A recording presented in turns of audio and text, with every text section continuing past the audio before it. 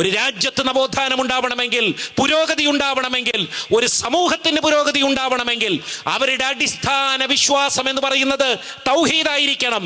മഹാനായ Muhammad bin Abdul Wahab റഹിമഹുല്ല, Sheikh Muhammad bin Abdul Wahab റഹിമഹുല്ല, അദ്ദേഹം നടത്തിയ നവോത്ഥാന പ്രവർത്തനങ്ങൾ വീണ്ടും വീണ്ടും വായിക്കേണ്ട ഒരു സന്ദർഭമാണ്. ആ രാജ്യം എങ്ങനെയാണ് ഏറ്റവും വലിയ പുരോഗതിയിലേക്ക് കുതിച്ചത്? തൗഹീദിൽ അധിഷ്ഠിതമായി മുന്നോട്ട് പോയി. അതുകൊണ്ടാണ് അവർക്ക് ഇത്രയേറെ പുരോഗതികൾ അവർക്ക് കൈവരിക്കുവാൻ സാധിച്ചത്. വലിയ തോതിലുള്ള പുരോഗതി ആ നാട്ടിൽ ഉണ്ടായിക്കൊണ്ടിരിക്കുകയാണ്.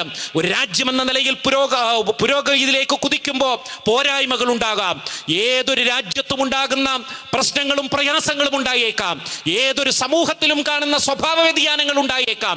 പക്ഷേ ആ രാജ്യം, അതിന്റെ ഭരണാധികാരികൾ നിരന്തരമായി ലോകത്തോട് വിളിച്ചു പറഞ്ഞുകൊണ്ടിരിക്കുന്നത് ഞങ്ങളുടെ രാഷ്ട്രം തൗഹീദി രാഷ്ട്രമാണ് എന്നാണ്. ഇരു ഹറമുകളിൽ നിന്നുമുള്ള ഖുതുബകളിൽ നിരന്തരമായി കേട്ടുകൊണ്ടിരിക്കുന്നത് ഞങ്ങൾ ഒരു സലഫി രാഷ്ട്രം തന്നെയാണ്, സലഫു സാലിഹീങ്ങളുടെ പാതയിലാണ് ഞങ്ങൾ സഞ്ചരിക്കുന്നത്, തൗഹീദി രാഷ്ട്രമാണ് ഞങ്ങളുടേത് എന്ന് നിരന്തരമായിട്ട് സൗദി അറേബ്യ ലോകത്തോട് വിളിച്ചു പറഞ്ഞുകൊണ്ടിരിക്കുന്നു.